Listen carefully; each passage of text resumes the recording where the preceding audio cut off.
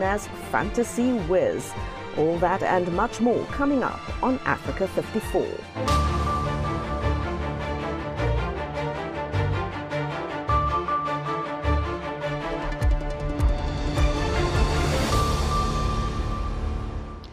The prospects of rescuing more people in Turkey and Syria trapped under the rubble of the 7.8 magnitude earthquake is dwindling. But on Friday, 4 days after the quake hit, several survivors were pulled from the debris in Hatay province in Turkey's south, including a 10-day-old boy and his mother. This news comes as the European Union and the United Nations expressed their support for the victims of the deadly quake. Speaking to reporters Friday morning, European Council President Charles Michel reiterated the EU's support for both countries. I would like to say something about the dramatic earthquake in Turkey and Syria. I was able to express our condolences to the victims, and I was able to underscore our determination as a European Union, together with member states, to support those affected, help the survivors, and help with the search and rescue operations.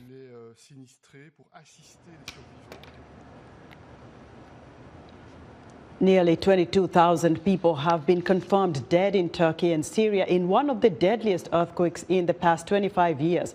UN officials say Syria is facing a crisis on top of a crisis, with 10.9 million people across the country affected by the earthquake.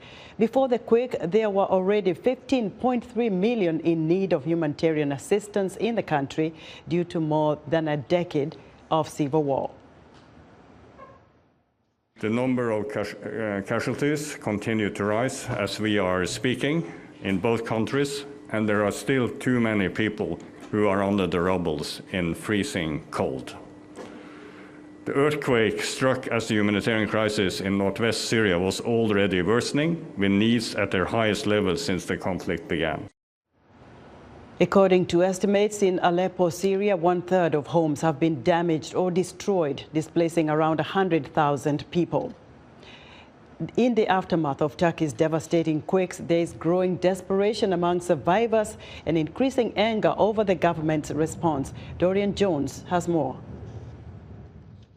All through the night, people in Turkey's main city bring supplies for earthquake survivors.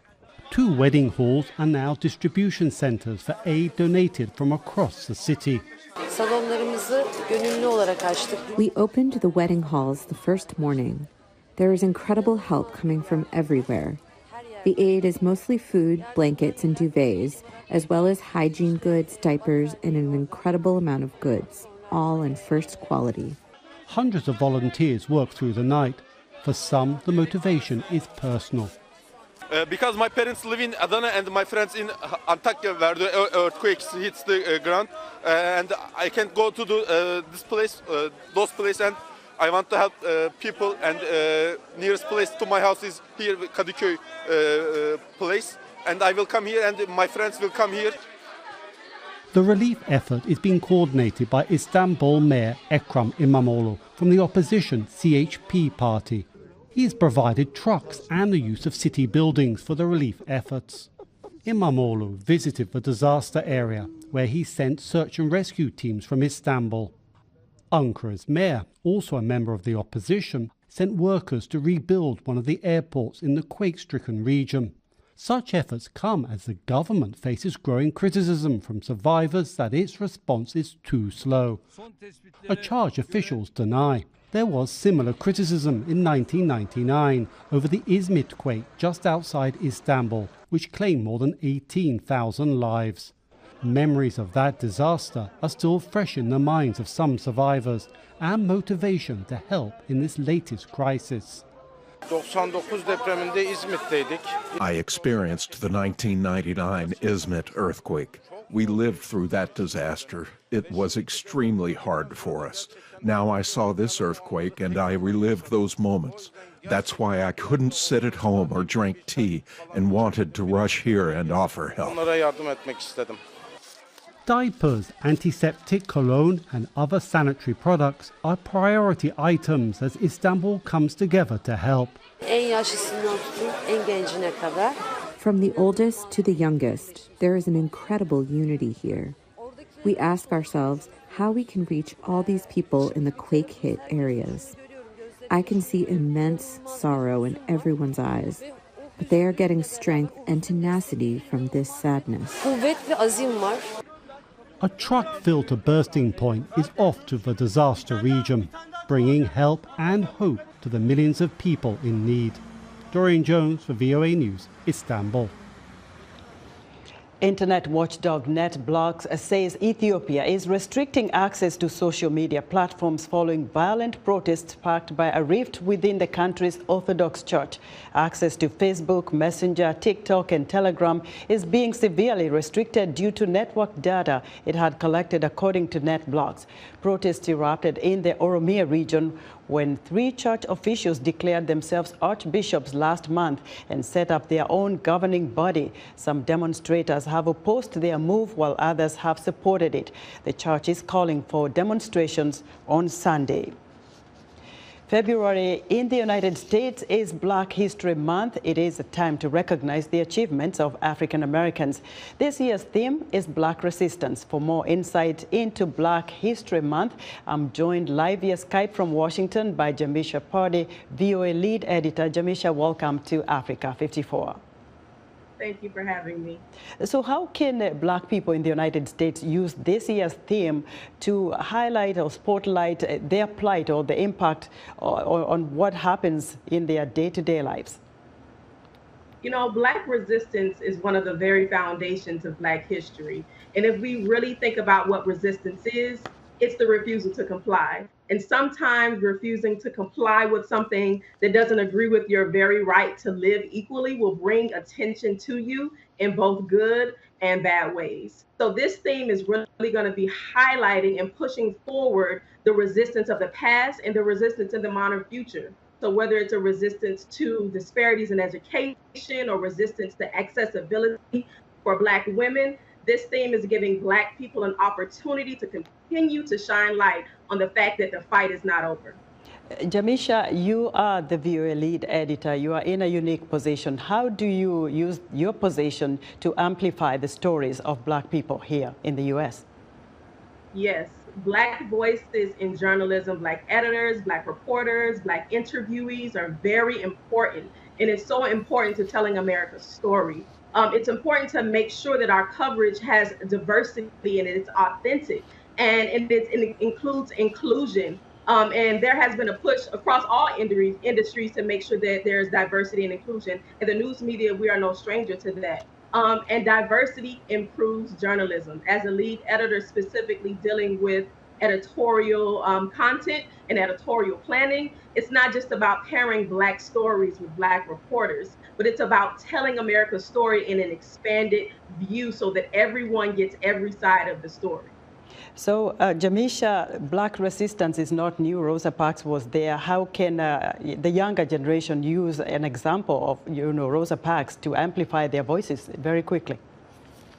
These pioneers have built a path of hope for the others to follow. It's not just the fact that, yes, it's a nod to the fact that, yes, there's more work to do, but if she can do it, so can I. And we have to continue to build on that foundation and carve out spaces for the younger generations. We have to give them the playbook. We have to show them how it's done. We have to not push back when they show us how they can do it a little bit better. We have to create programs for them, even as children, for the next generation to see how they can become and who they can become, and so they can know that they can walk through these doors and be very successful at what they do. Jamisha, thank you for your perspective. Jamisha Pardy is VOA lead editor. Ekbana provides shelter to children who have been accused of witchcraft in Eastern Democratic Republic of Congo. Hundreds of thousands of kids across Africa suffer such allegations every year. David Doyle has more. Francine says she was told if her community found her, they would burn her alive. Like the other roughly 60 children at this shelter in Democratic Republic of Congo, the 15-year-old had been accused of witchcraft. She gave only her first name for fear of being found.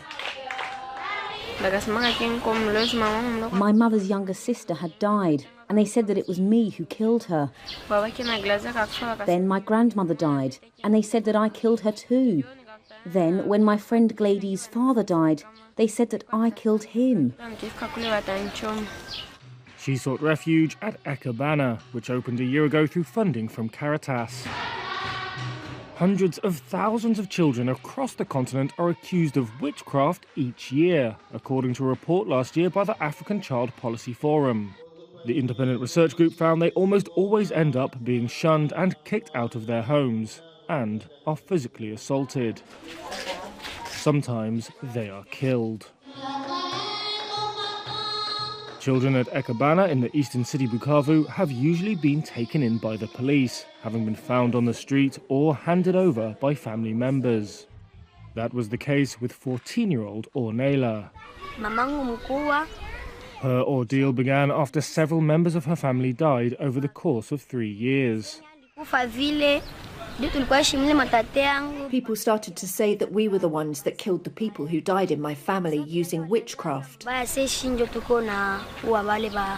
we asked them, how could we do that? We don't know what witchcraft is. But they insisted that we are witches. Ornella has a form of anemia. It's not uncommon in some African countries for frail children like her to be considered a bad omen and to be blamed for the mishaps that hit isolated and impoverished communities. Ekabana director Natalia Isela says it is often evangelical pastors who convince followers that a witch in their family is causing problems.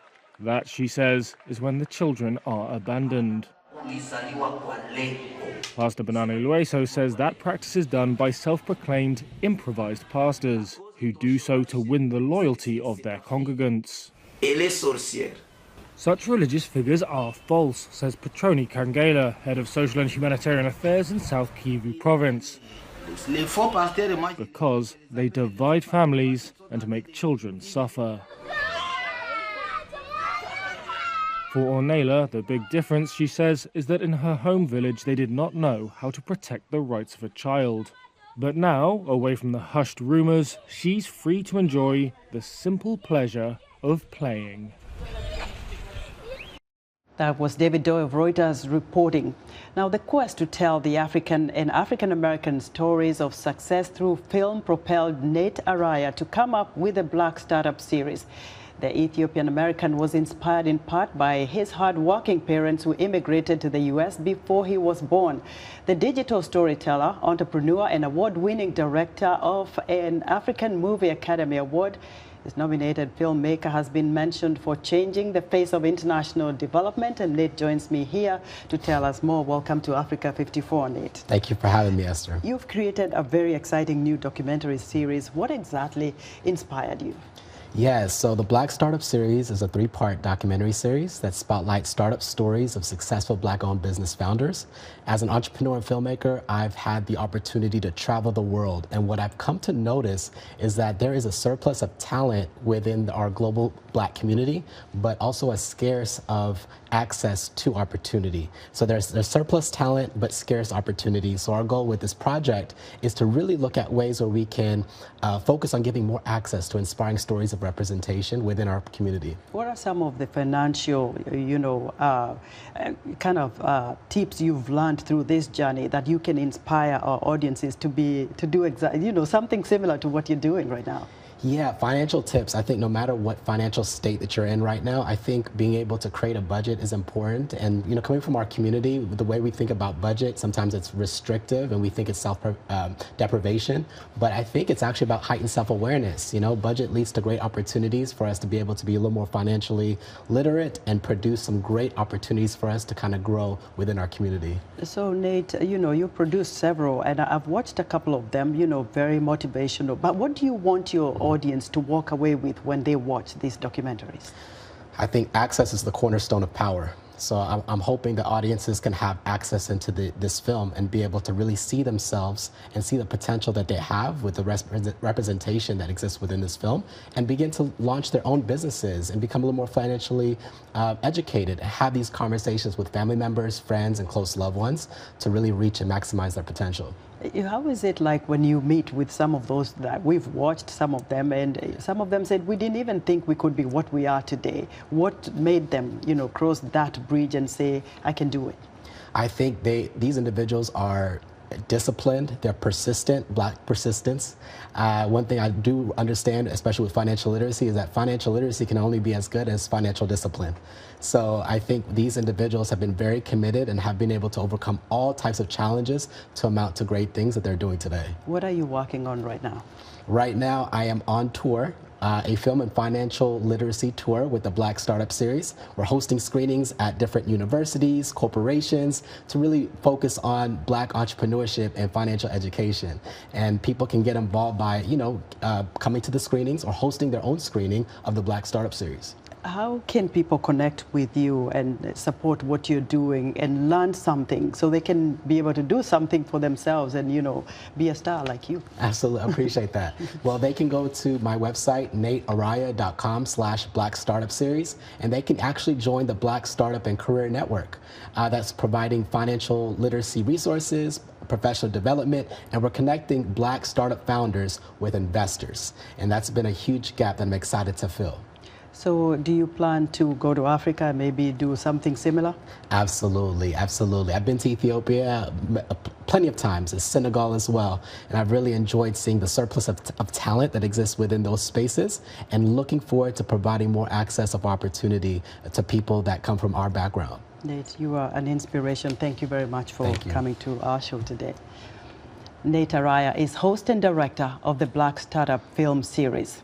Still to come in our entertainment report, we'll shine a spotlight on Sierra Leonean singer. We'll be right back.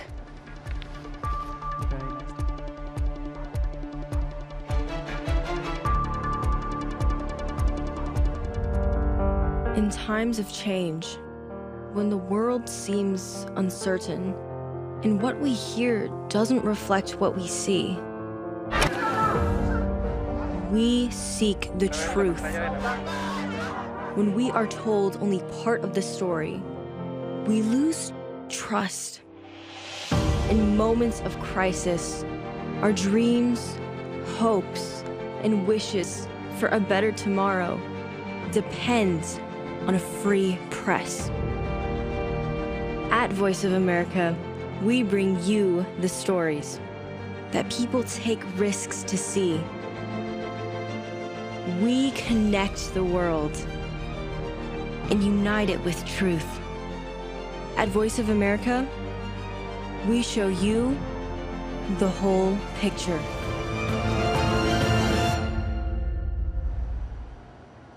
In other news, Cameroon Health Ministry is restricting movement along its border with Equatorial Guinea following several unexplained deaths from hemorrhagic fever. This ministry says the restrictions are being imposed in view of the high risk of importation of this disease and in order to detect and respond to any cases at an early stage. Foreign ministers from Mali, Guinea and Burkina Faso issued a joint statement in Ouagadougou calling on ECOWAS and the African Union to lift their suspensions and reinstate their membership after recently undergoing military coups. And former Liberian Vice President Joseph Boakai is calling on opposition parties to unite against President George Weah in the 2023 presidential elections scheduled for October. The 78-year-old opposition leader says Weah's administration has failed the nation's youth. U.S. President Joe Biden celebrated his economic record this week during the annual State of the Union address. While U.S. unemployment statistics are on the upswing, economists say there are clear economic challenges. Keith Kosinski reports. U.S. President Joe Biden exuded a sense of optimism about the economy during his State of the Union address. Here at home, inflation is coming down. Here at home, gas prices are down $1.50 from their peak. But experts on the economy say there are economic challenges as he enters his third year in office and continuing concern about the U.S. economy. Some would argue we're already in a recession because really our production has declined. U.S. unemployment is at 3.4%, the lowest since 1969. GDP increased by about 3% during the third and fourth quarter of 2022, and U.S. inflation cooled during the last half of 2022. But taken as a whole, 2022 recorded the highest average inflation in over 40 years, and there are still some lingering supply chain issues. According to a recent International Monetary Fund report, the U.S. economy is expected to slow down but narrowly avoid a recession. Other economists say we are in what one is calling a shallow, short-lived recession. It's not something that we should worry about it too much, but it's something that might last a few months, maybe 6 months. Another issue is the long-term economic effects of the war in Ukraine. While the U.S. has seen limited effects, Europe is struggling under the effects of the war that is entering its second year. The world economy is in a significantly worse shape than the United States. And that means there is the potential for a longer and deeper recession in Europe and Asia. As world leaders prepare for economic turbulence, the Biden administration is now pushing for more American manufacturing with the hope of bringing foreign companies to the United States. Experts say that worries some EU leaders. They are very worried, to the extent of, making it a major issue of discussion. As the U.S. offers new incentives for domestic manufacturing, it also runs into a host of challenges. It's very difficult to bring manufacturing back to the United States. Why? Environmental issues, regulatory issues, and tax issues. U.S. lawmakers are also amid negotiations on raising the country's debt ceiling. How those negotiations shake out will have a definite impact on the U.S. economy in the coming year. Keith Kosinski for VOA News, New York. It's time for our entertainment report, and joining us now is Heather Maxwell. Hello, Heather. Hi, Esther. Yes, so far from the global spotlight of African musicians at the Grammys that we witnessed earlier this week, today we're uncovering, let's say, a diamond in the rough. Her name is Fantacee Wiz. Entertainment journalist Mohammed King Milan Bangura presents.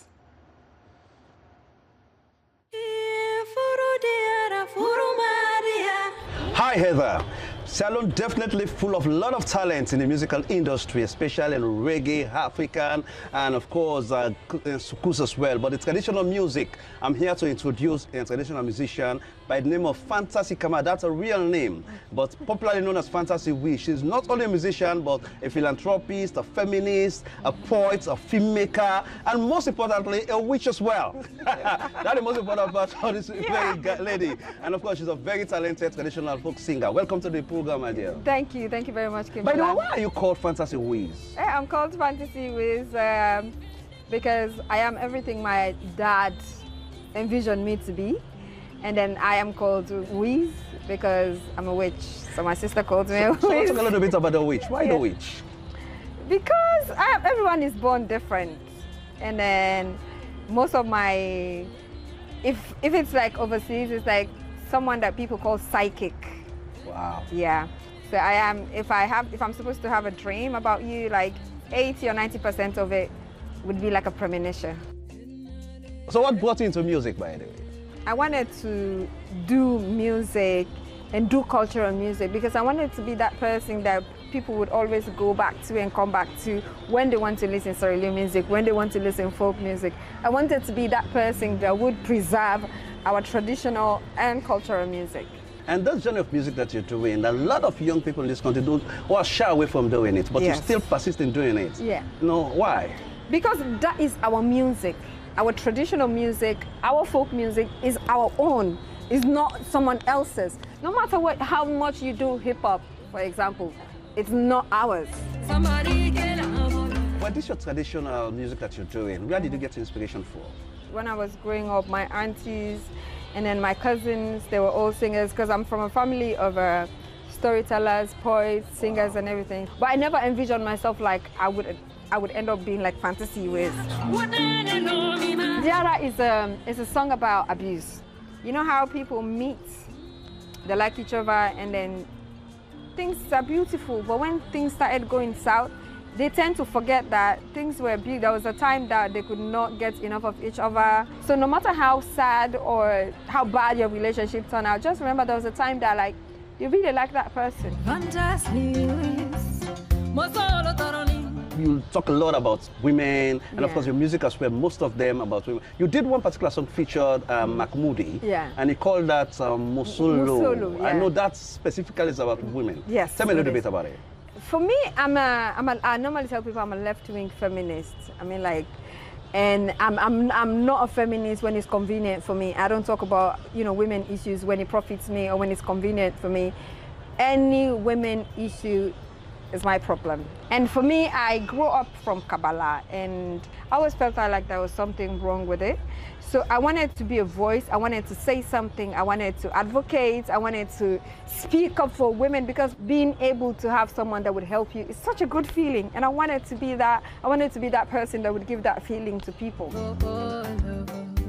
So about the song, but that song doesn't belong to you. No, it doesn't. No, Why did you use the song? Well, the reason why I did it is because I loved Mama Dibate's version of it. There's a lot of other versions, but Mama Dibate's version was really, really beautiful, and it was so emotional. I was always listening to it when I was growing up. So now take me through your music. What impact do you think it cause to Africa? My music is Africa. Africans resonate with my sound, even if they don't understand what I'm saying, but they resonate to the sound of my music because it's Africa. They have to hear something there. Okay. So what's your final words to fans of Africa? Embrace Africa. We have everything that we need as Africans. We're not poor. They're telling us we're poor. We're not poor. We're rich. Thank you so much for joining me. You're welcome. Thank you. It's a pleasure. Thank you. Well, so over much. to you, Heather Maxwell. I'm Mohammed King Milambango, writing for Sierra Leone. Thank you. And that's it for entertainment this week. Back to you, Esther. Thank you so much, Heather. Be sure to join Heather Maxwell's entertainment reports every Friday right here on Africa 54. And that's our show for today. Be sure to watch Africa 54 on our website at voaafrica.com. From all of us here in Washington, have a great weekend. Thank you so much, Heather.